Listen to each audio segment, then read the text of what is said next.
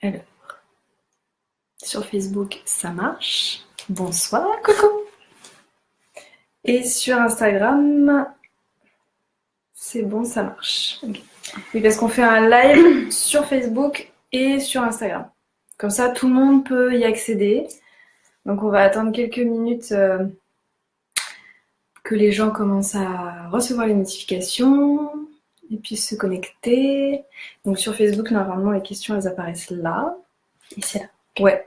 Et sur Instagram, ça défile ici. Donc là, on voit, voilà, il y en a qui commencent à se connecter. Bonsoir tout le monde. Salut.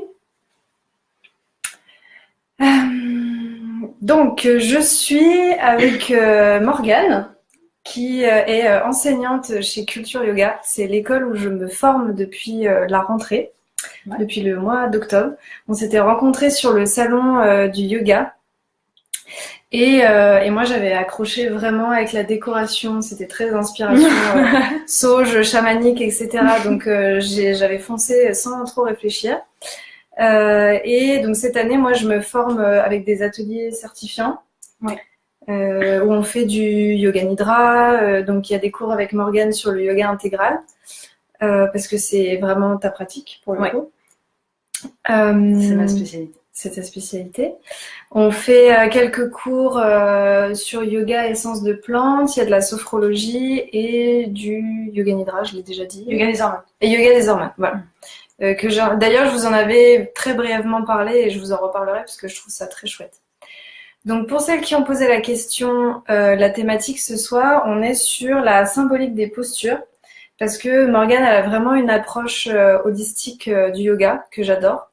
Et donc, j'avais envie de faire ce live avec elle pour pouvoir reparler de ça. Donc, si tu veux, tu peux te présenter en quelques mots. Oui, bien sûr. C'est un exercice difficile de se présenter. Disons que voilà, je pratique le yoga depuis très jeune, donc j'ai eu la chance d'expérimenter plusieurs styles et puis de rencontrer plusieurs enseignements, plusieurs écoles. Et voilà, moi je reste convaincue que le yoga c'est quelque chose qui doit être fait depuis l'espace de plaisir et en accord avec ce qui se passe dans le moment présent. Voilà, tout se rejoint, tout est yoga, un peu pour moi. Donc c'est quelque chose qui en tout cas est très accessible. Voilà. Et donc du coup tu as créé... Je peux pas vraiment me définir parce qu'en ce moment je travaille à ne pas me définir. Mais de toute façon, c'est à la cool. Je suis actuellement chez Morgane. On est avec la tisane. Voilà. Donc on est à la maison. Et donc du coup, tu as créé l'école Culture Yoga il y a quelques années et tu as 21 ans. Ouais, voilà, 21 ans.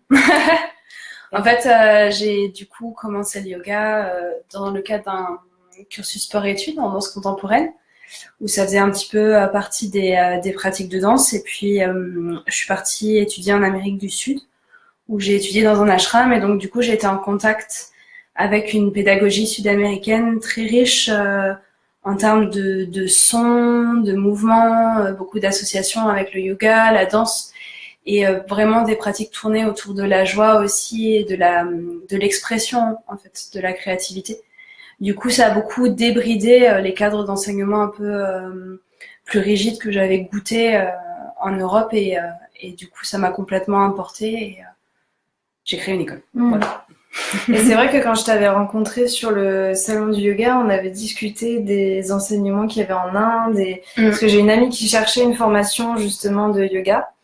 Et je me rappelle que tu nous avais dit que toi, l'Inde, c'est sûr que c'est le berceau du yoga, tout le monde va se former là-bas. Voilà, c'est vraiment, pour le coup, tu peux pas dénigrer le fait que c'est incroyable pour ça.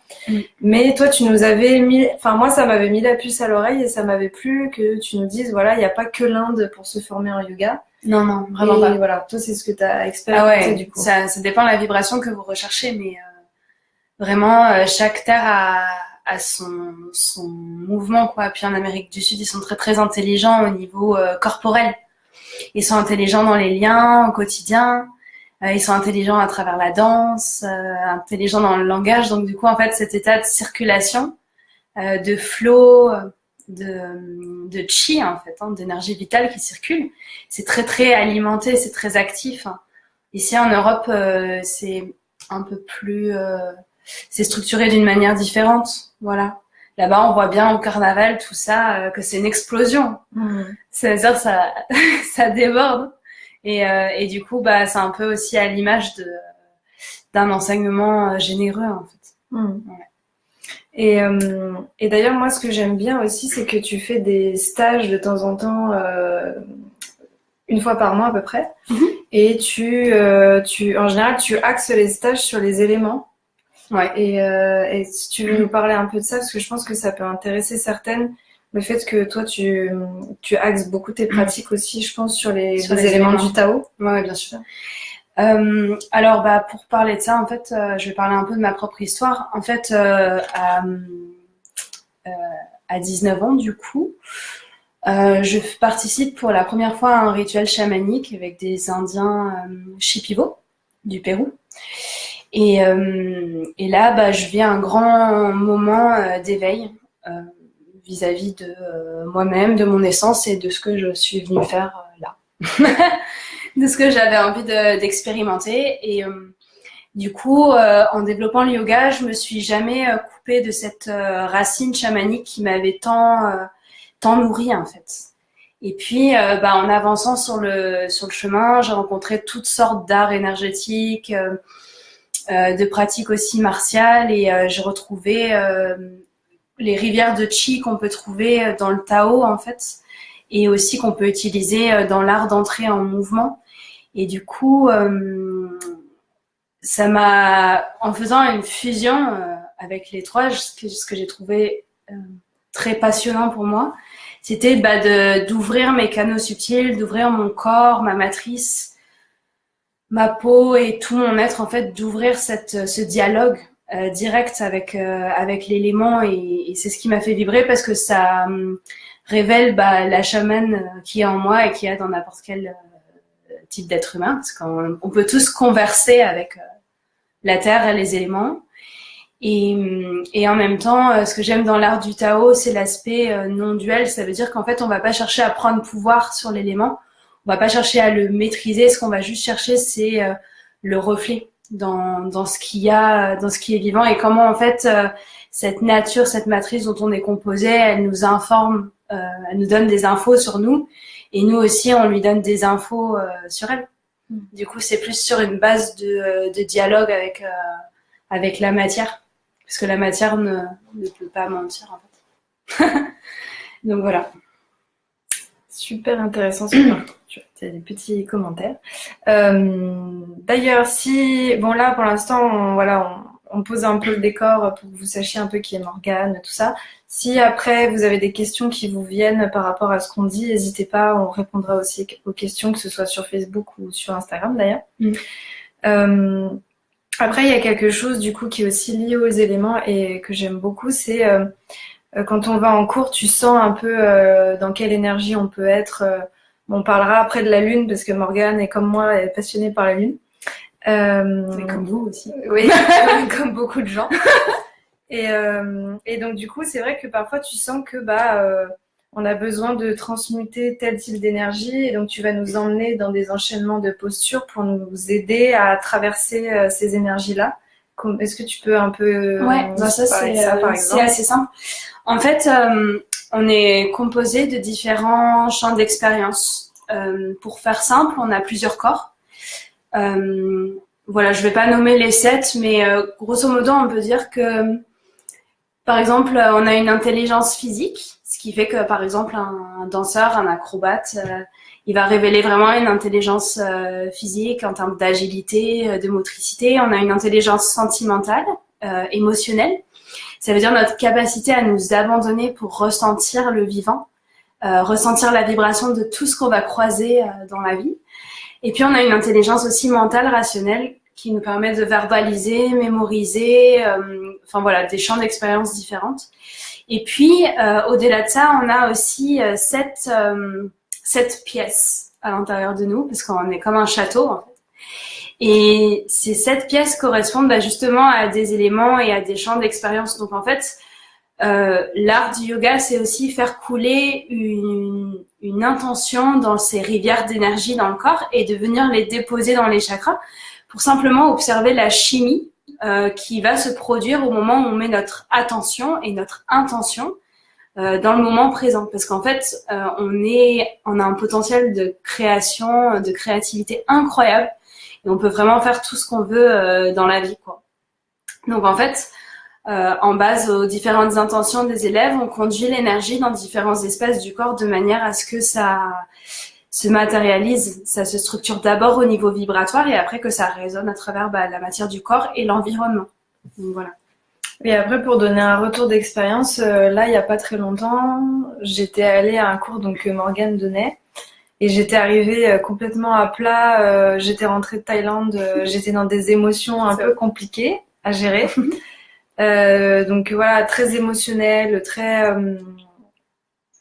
lourd. Et je suis arrivée et tu nous as fait faire un travail sur le masculin sacré. Ouais.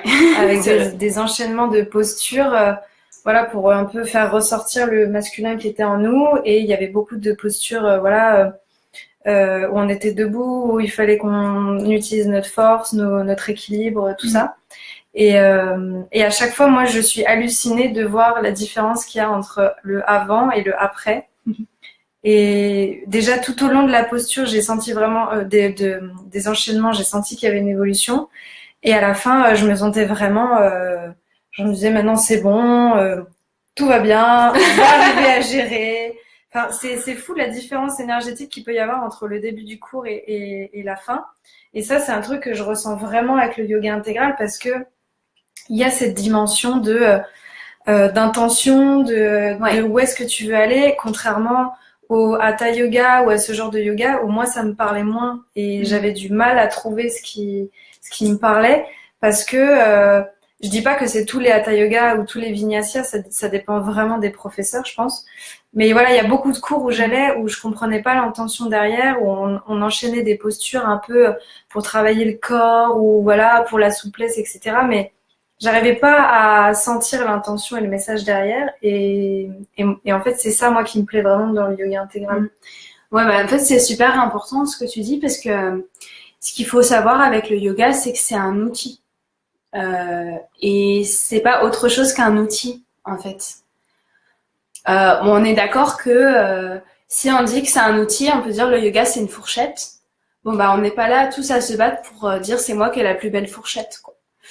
Donc du coup, en fait, c'est un outil et dépendant aussi du professeur. Le professeur finalement, il est comme un artiste aussi. Il va créer sa classe déjà par rapport à lui-même, parce que si souvent les professeurs s'utilisent comme propre référent, enfin utilisent leur champ d'expérience, leur imaginaire, et puis voilà avec leur intention de vouloir créer un espace autour d'une intention ou de soutenir un espace. On va bouger l'énergie. On va le faire par le corps. Mais le yoga, ça reste un outil. C'est pas enfin, il y a des moments où on doit utiliser une fourchette pour manger, mais on doit pas utiliser une fourchette pour se peigner, sauf la petite sirène, quoi. Donc, en fait, c'est pas non plus un outil qu'on peut utiliser pour tout. Il faut être rationnel dans la vie. Il y a des moments, c'est intelligent de faire du yoga. Il y a des moments, c'est intelligent d'aller à la piscine. Il y a des moments, c'est intelligent de faire du tennis. C'est pas la solution à tout, c'est juste un outil à utiliser au bon moment pour soi, en fait. Il y a quelqu'un qui demande si ça ressemble au Kundalini Yoga. Je pense que c'est pas la même chose. Non, c'est pas. En fait, je vois pas le nom. C'est Laura. Laura, oui. En fait, Laura, merci pour ta question. Et en fait, si tu veux, il y a 3 racines mères dans le yoga. Donc la première racine, c'est le tantra yoga. En fait, c'est l'expérience directe. C'est des expériences de vie. Voilà. Tout le monde en a. Et à un moment, il y a un espace d'absorption par rapport à une émotion ou d'absorption par rapport à la nature. Et ça, c'est du yoga en fait qui ne s'apprend pas, mais qui se vibre dans l'instant et qui peut arriver n'importe quand en fonction du mouvement des corps énergétiques. C'est pas quelque chose qui se calcule ou qui se convoque. Voilà. C'est une expérience directe. Et puis de là, en fait, il y a 2 autres racines. On a le yoga intégral qui s'appelle le Purna Yoga et qui va être en fait un peu la branche des cuisiniers. Ça veut dire chacun va s'éveiller par rapport à différents systèmes, différentes méthodes qui vont être créées, qui naissent de différentes fusions. Et du coup, le yoga intégral, ça découle de cette branche-là et le Kundalini Yoga aussi, en fait. Donc, ils sont un peu dans la même racine. Et de l'autre côté, tu as le Hatha Yoga, en fait, qui est un yoga qui a été créé pour créer de la structure, en fait, pour vraiment créer un chemin, proposer un chemin initiatique qui soit très, très structuré. Voilà. Dans le yoga intégral, en fait, il y a beaucoup de savoir-faire qui est déposé dans le travail personnel du professeur, dans son propre développement personnel. C'est ça qui est cool. Parce qu'en fait, chaque professeur est unique, quoi.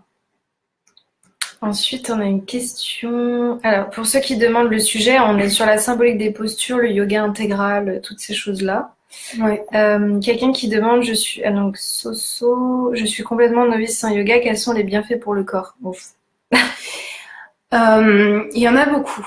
Il y en a beaucoup. C'est pas seulement le corps, en fait, parce que en général, Sophie, quand le corps, quand tu veux changer quelque chose dans le corps, ça a une répercussion. Tu veux aussi changer quelque chose dans le cœur et tu veux aussi changer quelque chose au niveau de ta pensée.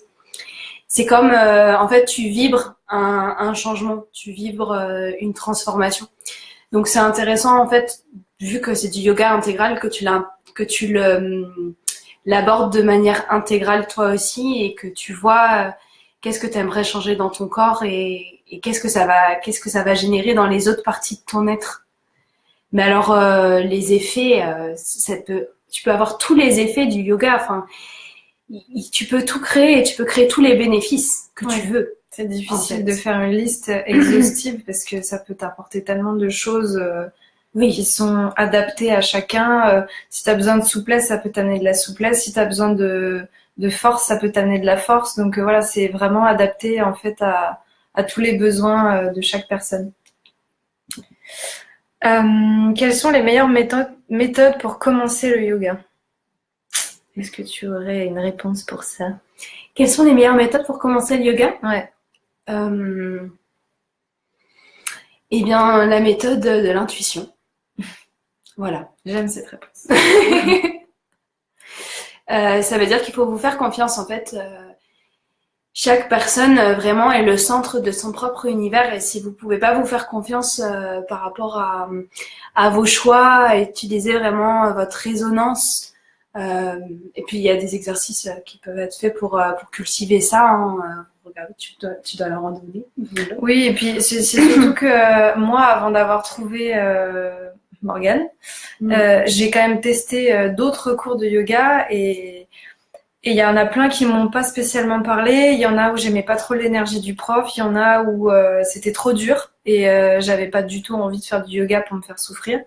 Il y en a d'autres où c'était trop masculin. Il y en a d'autres où j'arrivais pas à comprendre le sens derrière. Et en fait, je pense que pour arriver à trouver son yoga, il faut juste continuer de chercher tant qu'il n'y a pas un truc qui vous parle et qui vous capte. Continuez parce qu'il y a plein d'enseignements différents, il y a plein de profs différents. C'est riche. Et voilà. C'est riche et merveilleux. C'est riche et merveilleux. Puis chaque prof est unique aussi. Après, il y a des cours sur Internet. Si au début, vous pouvez pas vous permettre d'aller dans des salles, commencez par les cours sur Internet. Vous allez déjà voir si tel type d'enchaînement, si c'est plus des choses autour de la souplesse, enfin, s'il y a des choses qui vous parlent. Et vous pourrez aussi vous baser là-dessus pour ensuite essayer de chercher des cours en présentiel. Ouais. Et voilà, c'est un parcours, en fait. C'est comme savoir ce qui est bon pour soi de manger. Ouais. C'est je dirais que la base pour commencer le yoga, avant même d'entrer dans une posture ou dans un mouvement, c'est de chercher le plaisir dans son corps. Voilà. Cherchez le plaisir quand vous attrapez une tasse. Est-ce que vous aimez bien la forme de vos doigts sur la tasse? Quand vous mettez vos chaussures, est-ce que vous aimez bien la sensation de la semelle de la chaussure? C'est en fait arriver à mesurer l'état de plaisir dans son corps. Donc en fait, pour commencer à faire du yoga, il n'y a vraiment pas besoin de commencer par une classe. Et après, en fait, cet état de plaisir, il va grandir. À chaque fois, grandir. Et puis là, après, ça devient super intéressant d'apprendre à bouger ses fréquences, à bouger son énergie. Mais le yoga commence, je pense, dans l'enracinement du corps, du moins par la quête du plaisir quand vous mettez la crème le matin. Ouais.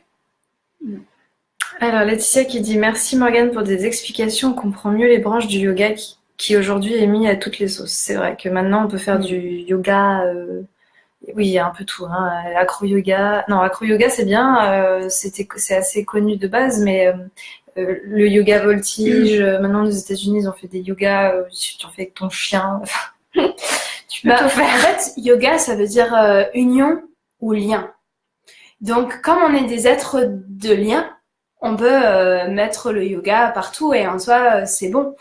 Mais c'est pour ça en fait qu'il faut utiliser la boussole de l'intuition pour aller chercher en fait ce qui va nous nourrir. Ouais, je peux pas dire autre chose. Ouais. Voilà. Donc Soso, merci, je comprends mieux l'esprit du yoga, c'est cool. Ouais. L'analogie avec la cuisine est parfaite, il y a des jours plus Kundalini, d'autres Yin ou encore Vinyasa, il faut tester et mélanger. Ouais, c'est vrai.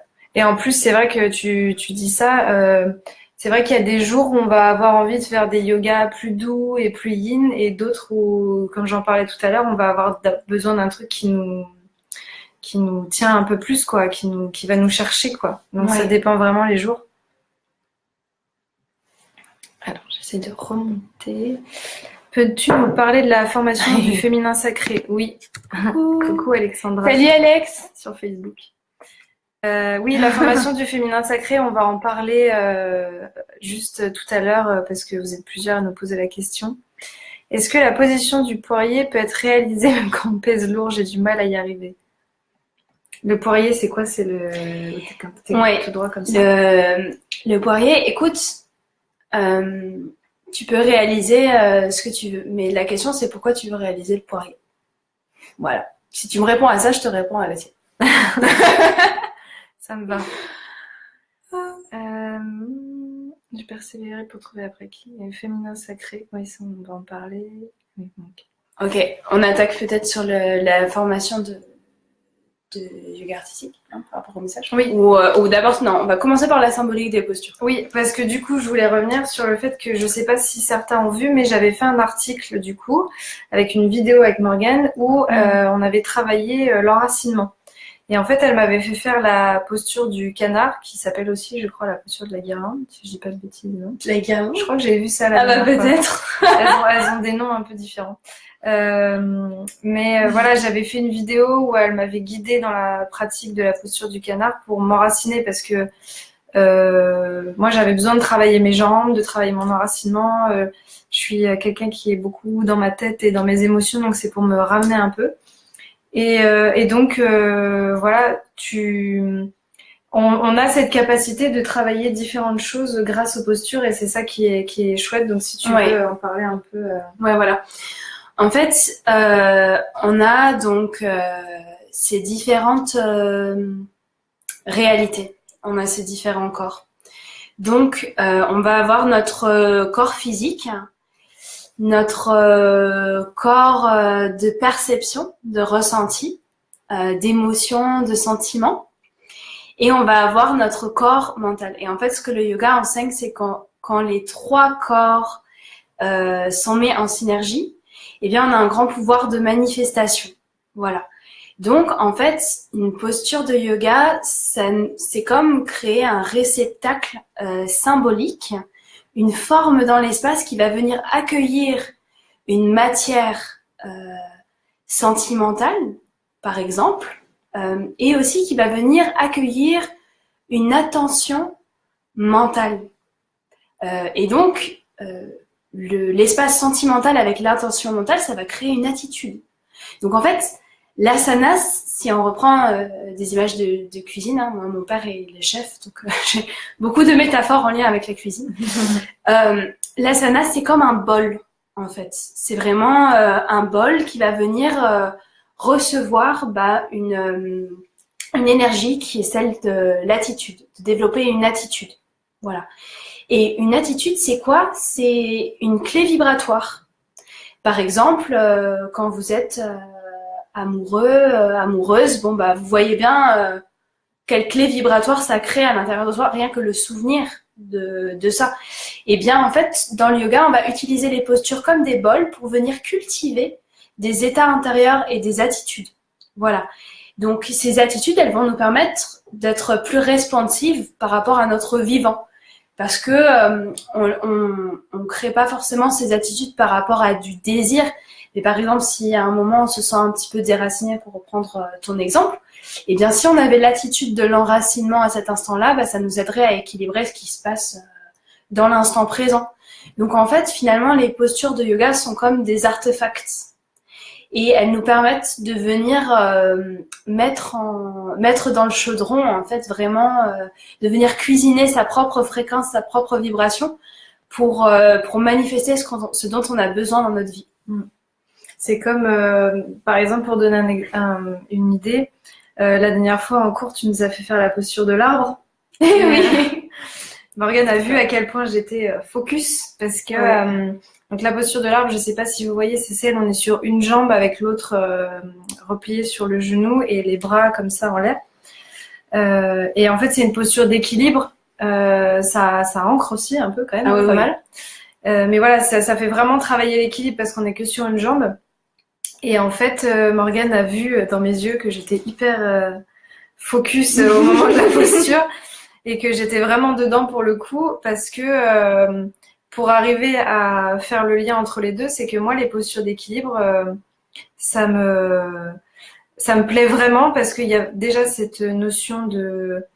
Ça te remet tellement dans ton corps à ce moment-là pour arriver à garder l'équilibre que du coup, moi, il y a mes pensées, mes émotions qui descendent un peu. Et vu que moi, l'équilibre, c'est quelque chose qui est important dans ma vie où j'essaie toujours d'être un peu dans l'harmonie, jamais dans les extrêmes, toujours dans la bienveillance, jamais trop ou pas assez. Et ben cette posture-là, symboliquement, elle me parle beaucoup parce que ça me ramène à des valeurs que j'ai déjà en fait intrinsèquement quoi. Donc salut. Donc du coup, voilà, c'est pour arriver à faire le parallèle. L'arbre, moi, ça me ramène vraiment à mon équilibre et je trouve ça vraiment agréable. La dernière fois, tu nous as fait faire le lion aussi, où il faut qu'on tire la langue à la fin. C'est génial. Et c'est vrai que le lion, voilà, ça te met vraiment dans ce truc de tu lâches tout et tu t'en fous et t'enlèves le masque. En fait, tu vas défaire complètement le masque social. Donc le masque de la bonne élève, la bonne fille, la jolie femme. On laisse tout ça de côté pour aller vraiment chercher qu'est-ce qu'il y a dans les tripes. Oui, donc c'est vraiment tout est lié en fait. Et je pense que tu cherches un état émotionnel, bah à travers la posture, tu peux arriver à le dépasser. T'as besoin de rééquilibrer un truc au niveau énergétique, tu peux arriver à le faire. Et après, en parlant de choses concrètes, même les problèmes physiques, forcément, c'est pareil. Ouais. Par exemple, quand j'avais des douleurs sciatiques, tu m'avais conseillé de faire la posture de la demi-lune. Ouais. Pour rééquilibrer et ça marche vraiment et ça aide vraiment bien. Donc c'est ça qui est super avec le yoga, comme tu disais, c'est un outil qui permet vraiment de nous aider sur tous les plans, physique, émotionnel, mental, tout ça quoi. Ouais, c'est vrai. Puis c'est aussi en fait ce qui est intéressant de déstructurer dans le yoga, c'est que c'est pas forcément une classe ou une séance. Qu'est-ce qui nous empêche en fait de vivre une posture? Juste une. Et c'est pas toujours sur un tapis. C'est pas toujours dans un espace. On peut rentrer en état de yoga à n'importe quel moment. Moi souvent, donc je reste sur la cuisine. Je cuisine. Et puis à un moment, juste, je me mets en canard. La posture dont on parlait tout à l'heure, parce que c'est une posture qui permet de me ramener dans mon bassin. Je peux communiquer du coup avec quelles sont mes réelles envies dans mon ventre, qu'est-ce que j'ai envie de manger ou qu'est-ce que j'ai envie de vivre comme instant. Et du coup, je fais la posture 1 minute en étant dans ma cuisine, ni vu ni connu, mais c'est comme multiplier les liens avec soi, multiplier les moments de rencontre avec soi. Si on vit pas notre vie, personne va la vivre à notre place parce qu'en fait, on est seul aussi dans son univers intérieur. Du coup, si on décide pas de jouir de ce lien avec nous-mêmes, personne va jouir de ce lien pour nous. Donc en fait, moi je trouve que c'est extraordinaire d'amener le yoga à la fois dans des espaces de classe et des stages et des formations, c'est fabuleux.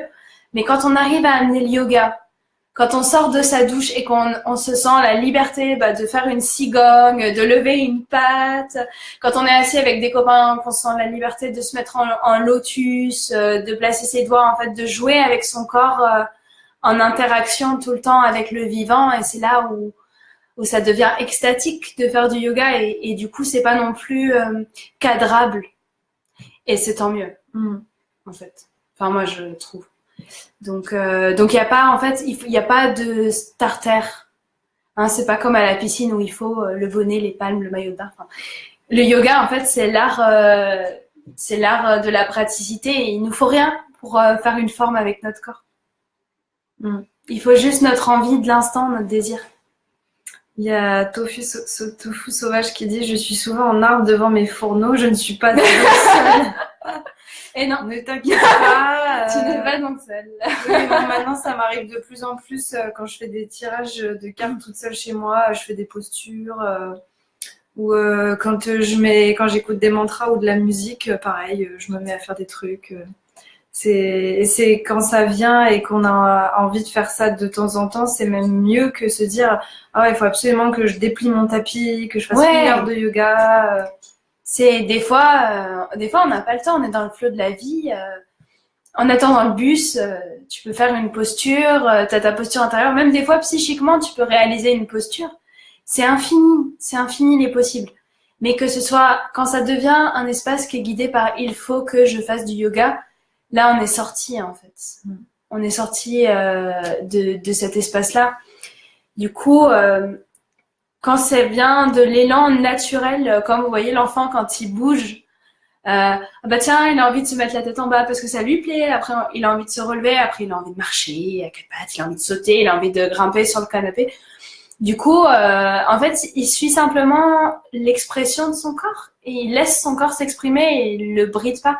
Et en fait, commencer à apprendre du yoga, c'est retrouver cette liberté dans l'expression du corps.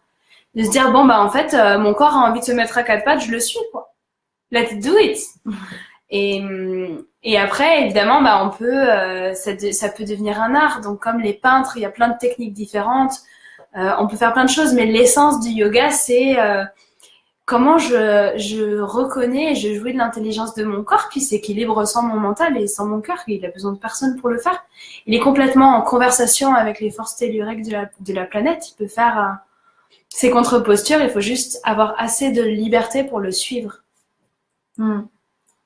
Oui, c'est sûr que quand tu arrives à intégrer ça, après, tu vis plus du tout le yoga de la même manière. Non, il y a moins de limites. C'est ça qui me plaît aussi. Est-ce que... alors, je sais pas s'il y en a qui ont des questions par rapport à la symbolique des postures, si vous avez des besoins particuliers. Par exemple, qu'est-ce que tu conseillerais comme posture de lâcher prise et d'acceptation dans une période où on traverse quelque chose de difficile, où on a juste besoin de lâcher et d'accepter ce qui est là et de pas être en lutte? Alors, ne pas être en lutte, c'est pas pareil que lâcher prise. Oui, c'est vrai que c'est 2 choses différentes. Quand on veut, alors on va commencer par la lutte. Du coup, en fait, quand on va lutter contre quelque chose, on est en train de résister au mouvement de la vie. Et quand en fait on est en train de résister au mouvement de la vie, on est en train de se boucher les oreilles avec le corps. Ça veut dire qu'on est en train de tendre tout le corps pour qu'il puisse plus vibrer et écouter ce qui est en train de se passer. Donc en fait, il y a une partie de nous qui essaye d'avoir raison sur les autres. Ça peut être le cœur, ça peut être le mental, ça peut être aussi le corps à sa manière, mais c'est ça qui va se passer. Donc toutes les postures qui vont avoir un lien avec le fait de s'incliner, par exemple. S'incliner, ça veut dire placer le front en contact avec le sol, le cœur en contact avec le sol, le ventre en contact avec le sol, sont des postures qui vont nous amener en fait à accepter le mouvement de la vie viscéralement parce qu'on est en train de communier avec la force de gravité. En fait, on est en train de s'abandonner complètement dans l'instant présent. Donc ça va vraiment nous mettre en lien avec des postures d'inclinaison. Ensuite, il y a une autre chose qui peut être abordée dans la symbolique des postures, c'est que chaque espace du corps, chaque petite partie représente une essence. Vous voyez les huiles essentielles? Bah, là, c'est plus facile parce que les plantes, elles ont un parfum, donc on le capte avec nos sens. Mais chaque os du corps, chaque muscle, chaque texture de liquide, le sang, la sueur, a une résonance, a une signature énergétique unique. Voilà.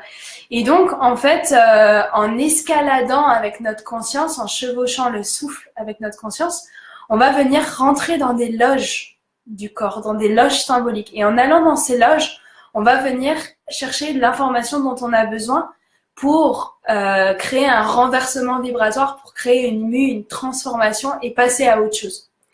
Donc du coup, dans la symbolique des postures, on va aussi utiliser ces loges. Par exemple, je vais vous en donner quelques-unes comme ça. Les hanches, c'est considéré comme la roue du corps. C'est les roues du carrosse. Donc du coup, en fait, quand on marche et qu'on fait rouler cette roue du carrosse, quand on met un pas en avant, eh bien, c'est comme deux roues d'un chariot qui nous permettent d'avancer dans la vie. Par exemple, les clavicules, c'est considéré comme les portes du ciel. Autrement dit, nos aspirations les plus subtiles, les omoplates, c'est les ailes. En fait, quand on était encore des oiseaux et qu'on n'avait pas passé l'expérience de l'ère humaine, eh bien, ce qui nous reste du règne animal, c'est ces petites omoplates qui, en fait, étaient nos ailes. Pareil pour le sacrum. Le sacrum, anciennement, c'était notre queue de loup, notre queue de castor, notre queue de chien. C'était notre queue. Et la queue, en fait, elle sert de gouvernail, elle sert à s'orienter. Donc, en fait, le sacrum, c'est le gouvernail du corps. Le sternum, c'est le bouclier. Les mâchoires, c'est les crocs. En fait, c'est notre capacité à mordre la vie à pleines dents et en même temps à sortir les canines pour pas qu'on nous embête. Donc, à travers toute cette lecture symbolique, ben, il y a beaucoup de lectures possibles d'une posture de yoga, en fait. Et ce qui va faire que c'est juste, c'est quand ça résonne pour toi. Voilà. Donc, du coup, par exemple, pour arrêter de lutter, s'abandonner à la force de gravité. Toutes les postures, on va être complètement allongé au sol et on va être en fait en réceptivité. Il n'y a plus aucun muscle qui est engagé. Donc, tu as le ver de terre. Donc, tu as le ver de terre, tu as toutes les variantes aussi, par exemple de Savasana, le dormeur ou le cadavre. Tu vas avoir la position fétale, qui est super agréable. La position fétale, c'est le point zéro. Ouais, on a l'enfant. On va avoir, par exemple, le Makarasana, le crocodile. On a aussi le premier cobra, le tout petit cobra, où on lève juste vraiment les muscles de la nuque, on ne pousse pas sur les bras. Il y en a... le sphinx. À l'escargot, on a déjà des engagements musculaires. Et ça en fait déjà plusieurs qu'on peut pratiquer pour ça, en tout cas. Ouais. Ou alors, ce qu'on peut faire aussi, c'est... Parce que là, en fait, dans la posture de non-lutte, on n'a pas identifié qu'est-ce qui lutte. Si c'est le mental qui lutte et qu'on doit lâcher prise, bah, c'est très simple. Il faut amener l'énergie dans les pieds. Donc, toutes les postures de l'arbre, du bâton, en équilibre sur un pied, en équilibre sur deux pieds, sur les demi-pointes, eh ben, ça va redescendre l'énergie et ça va venir l'équilibrer. C'est une contre-posture énergétique.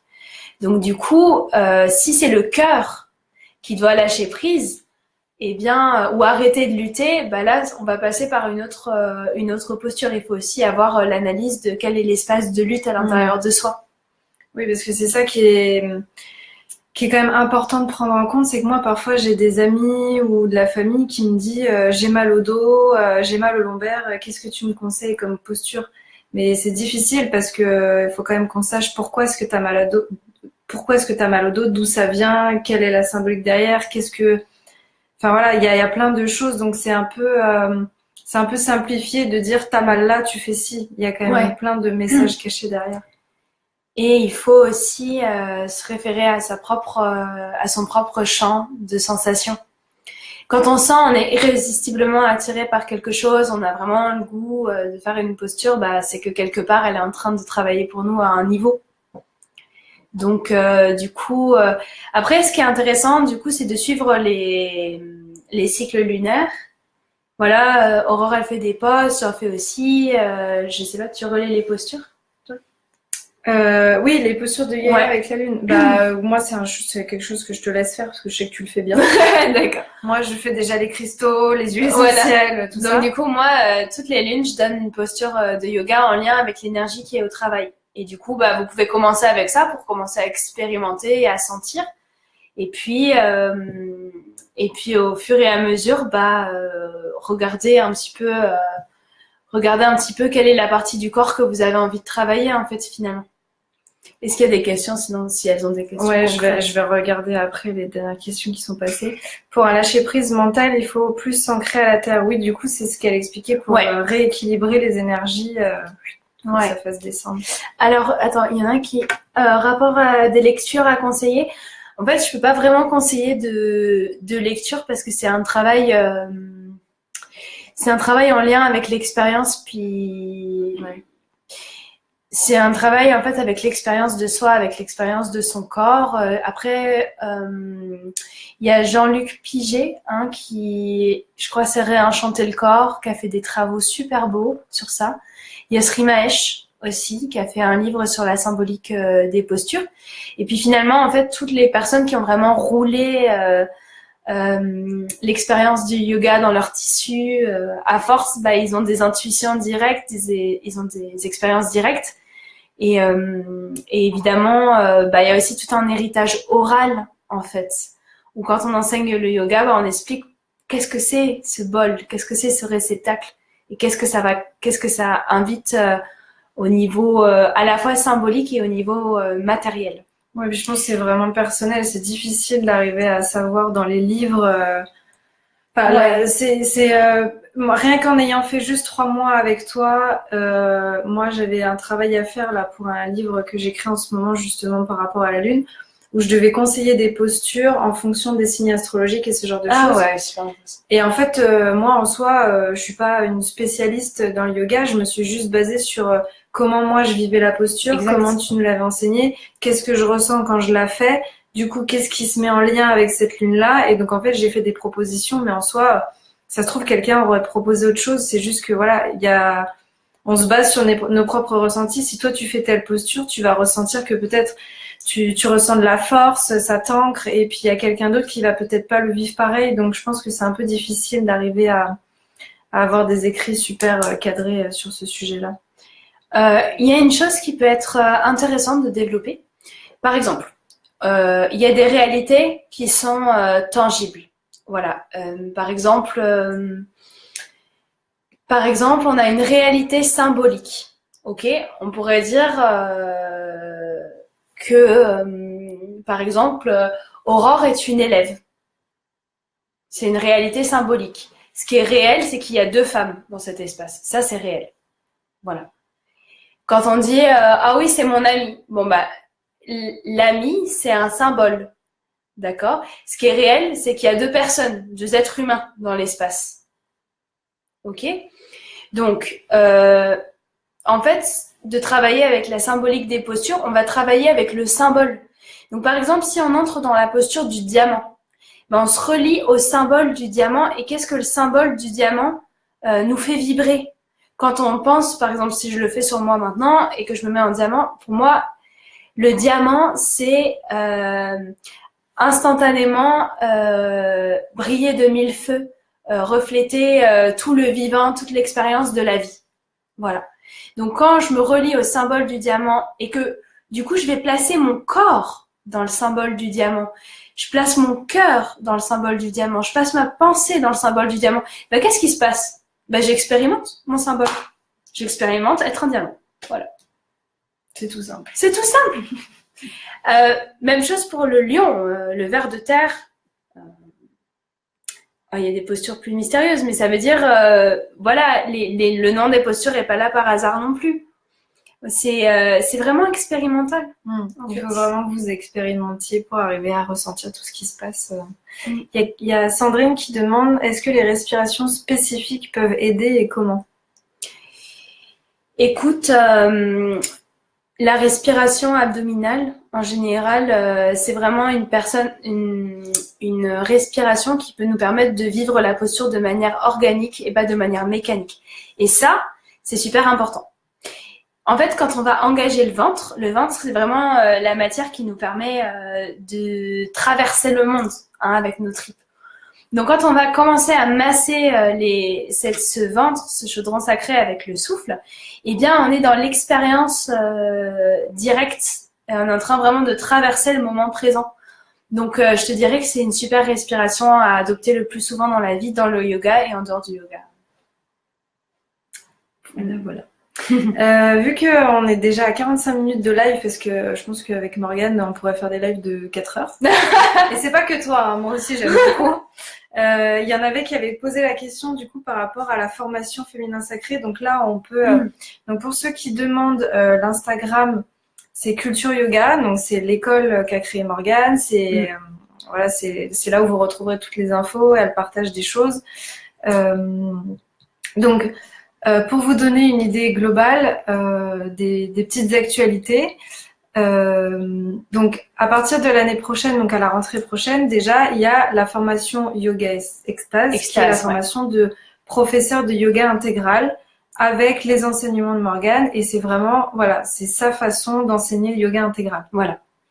En fait, c'est une formation de professeur de yoga, mais c'est aussi une formation de développement personnel où en fait chacun est amené à vraiment faire sa propre expérience et après se baser sur ce matériau-là pour enseigner.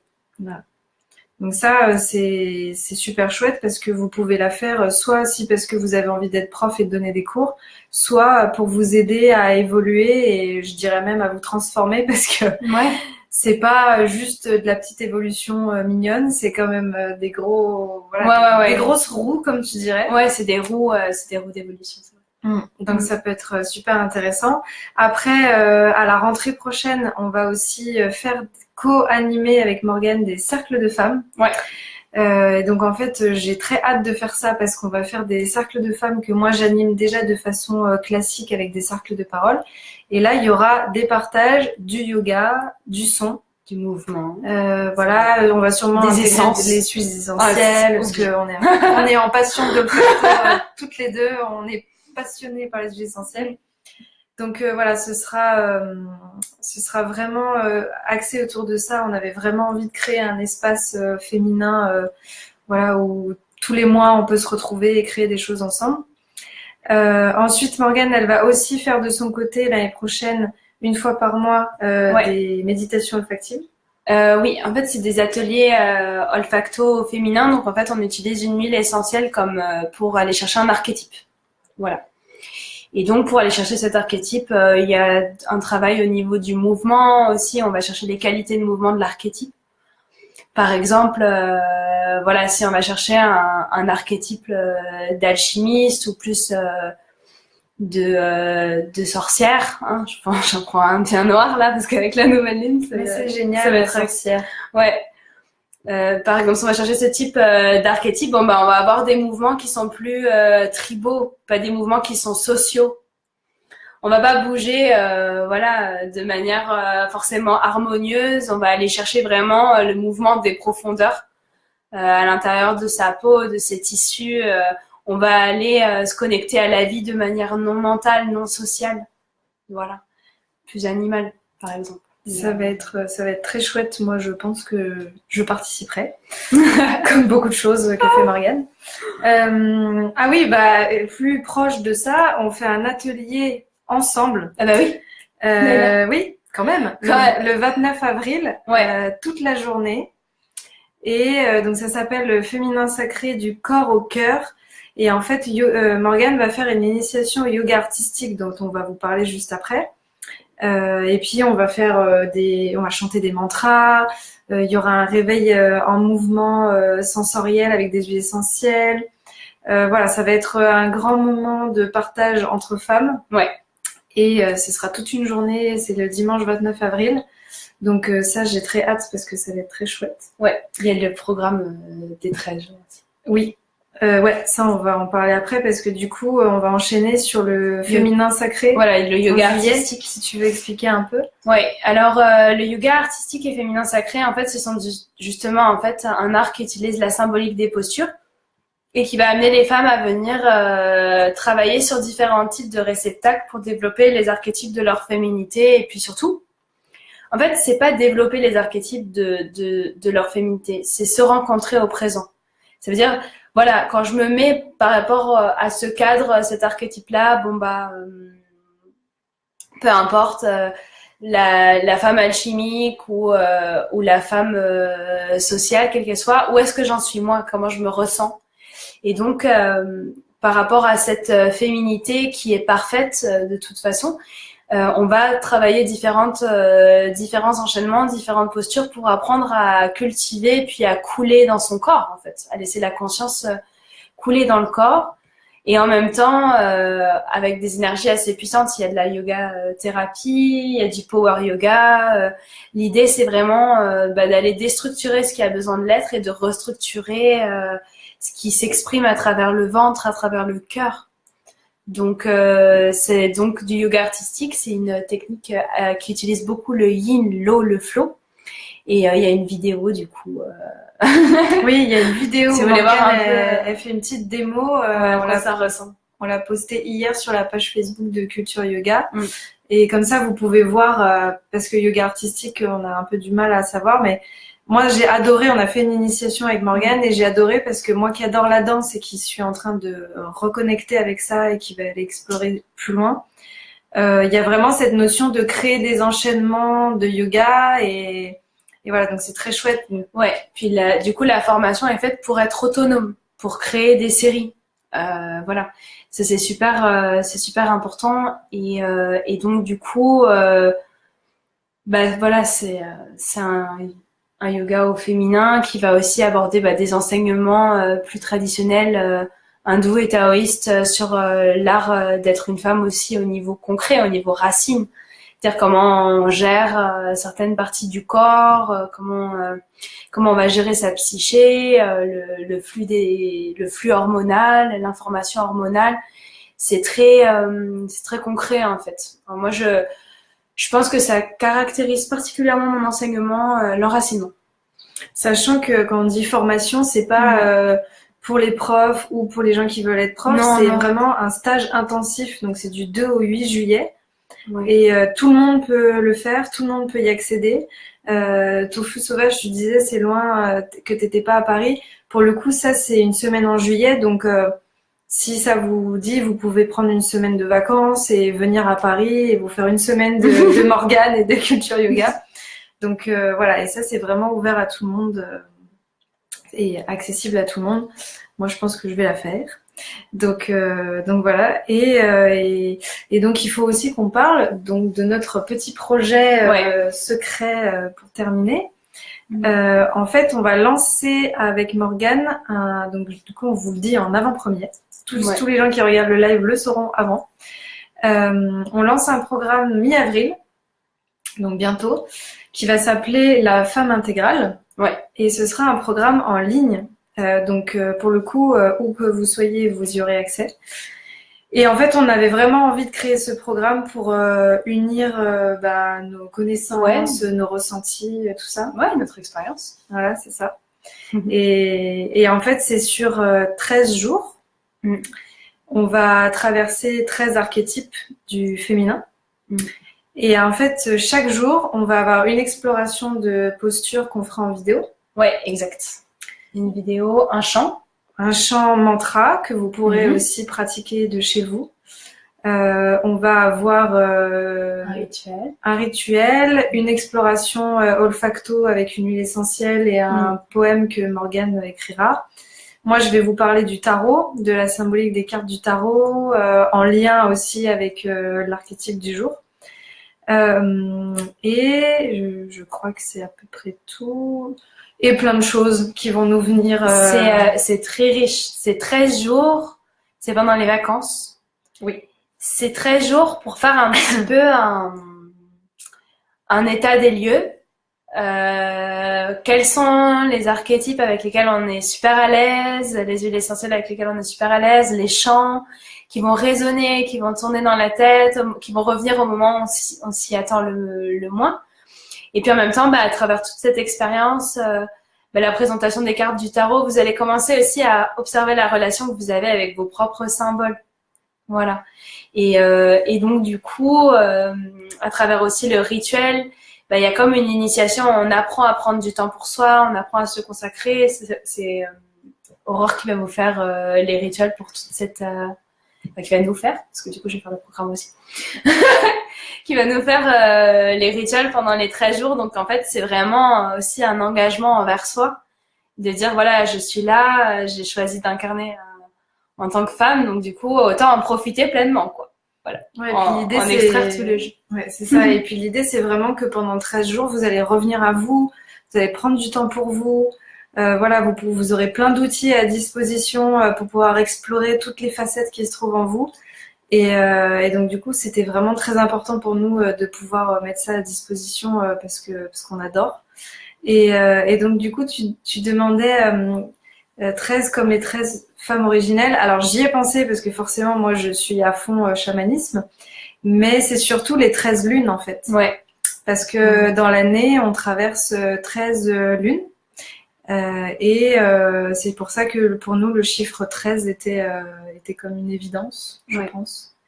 Donc voilà, et puis assez naturellement. Ouais, et puis 13 jours c'est bien parce que voilà, quand c'est trop long après on a du mal à suivre, quand c'est trop court on a besoin de temps pour rentrer dedans, donc 13 ça sonnait assez juste. Oui, pour celles qui sont arrivées en cours de route, vous inquiétez pas, il y aura le replay, vous pourrez voir le... Ah oui, justement. En fait, dès que la vidéo elle va être finie, tu pourras aller sur mon profil et quand tu cliques sur ma story, tu verras, tu auras tout le replay du live. Donc voilà, je pense qu'on a fait pas mal le tour et qu'il nous restait des choses à dire. Si tu fais un prochain stage, c'est le 21 avril. Ça s'appelle du cœur au ventre. Ouais. Ça, c'est une journée, un dimanche. C'est ça? Ouais, je crois. Ou un samedi, je sais plus. Ah non, c'est un samedi. Ouais. C'est un samedi 21 avril, une journée, un dimanche à Paris. Voilà. Et puis après, donc si vous voulez suivre toutes les actualités, c'est sur Culture Yoga. Vous avez Yoga, Instagram, Facebook, tout ça. Et sachant que de toute façon, on a le programme, moi on va refaire des articles sur la symbolique. Comme j'avais fait l'enracinement, on va essayer d'en faire une autre sur quelque chose de différent. Donc voilà, le partenariat va continuer. S'il y en a qui ont des questions après avoir vu le replay, vous pouvez nous envoyer des messages, il n'y a aucun problème. Avec grand plaisir. Et on y répondra. Et puis pour toutes les formations et les choses dont on a parlé, toutes les infos, elles sont sur le site de Culture Yoga ou sur mon blog. Vous avez normalement toutes les infos qui se trouvent à ce niveau-là. Voilà, je ne sais pas si tu veux conclure. Ah bah tiens, est-ce que tu veux conclure en parlant de la lune, vite fait? Oui. Là, les énergies ont vraiment commencé à descendre. Donc, on va avoir une nouvelle lune qui est vraiment aspectée par rapport à Chiron, qui est l'archétype du thérapeute, du guérisseur. Donc, en fait, sans parler vraiment en détail de tout ce qui a été un petit peu décrypté au niveau de cette lune-là, moi, ce que je dirais d'une manière plus globale, c'est que finalement, on est dans un passage lunaire qui va nous permettre de guérir des blessures assez profondes. Et donc, pour pouvoir voir ces blessures et pour pouvoir les guérir, il va falloir qu'elles soient stimulées un petit peu. Donc, pendant cette nouvelle lune, on va avoir un petit peu cette matière émotionnelle qui va remonter. Et ce qui va être aussi important de se rappeler, c'est que les personnes qui vont nous stimuler n'ont rien à voir avec cette blessure. C'est juste qu'il faut que ça remonte d'une manière ou d'une autre. Donc, du coup, l'univers s'organise pour qu'on puisse être en lien avec cette facette de nous-mêmes, cette blessure. Et du coup, quand cet espace-là va remonter, l'accueillir, parce que c'est une opportunité pour nous de récupérer de l'énergie, de récupérer du chi. Parce qu'une blessure, c'est un espace de soi cristallisé dont on ne peut plus disposer, en fait. c'est vraiment un espace fermé. Donc quand on va commencer à guérir, vraiment au niveau de l'enracinement et aussi au niveau symbolique, on va remettre de l'énergie en circulation, on va récupérer de l'énergie et on va transformer une blessure en bienfait, en bénéfice. Et bon, c'est là où on va vivre le vrai processus d'alchimisation. Donc voilà, c'est une lune pour ça. Donc on s'enracine et puis on prend vraiment des espaces de cocooning, de silence pour faire ces rituels, pour être en lien avec soi. Et puis pour être prêt à accueillir ce qui doit être accueilli. Puisque là, c'est une nouvelle lune qui est en poisson, avec le soleil en poisson, donc double poisson.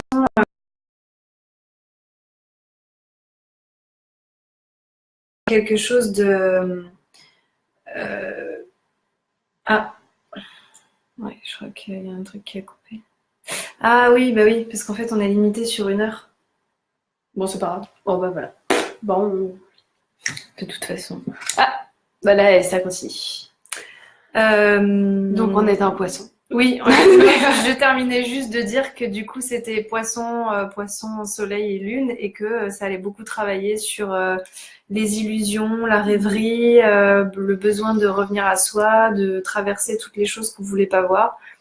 Et voilà, d'où le fait de vraiment s'accorder du temps, de la douceur, et voilà, attendre que les choses se fassent un peu tranquillement. Exact. Voilà. En tout cas, merci beaucoup Morgane. J'espère que ça vous a plu. Le live, de toute façon, il va être en replay sur Facebook. Je crois qu'il est en replay indéfiniment, donc vous pouvez le regarder quand vous voudrez. Et puis, comme on disait tout à l'heure, si vous avez des questions, n'hésitez pas à nous envoyer des messages, on répondra. Ouais. Voilà. À bientôt. Ciao, ciao. Bisous.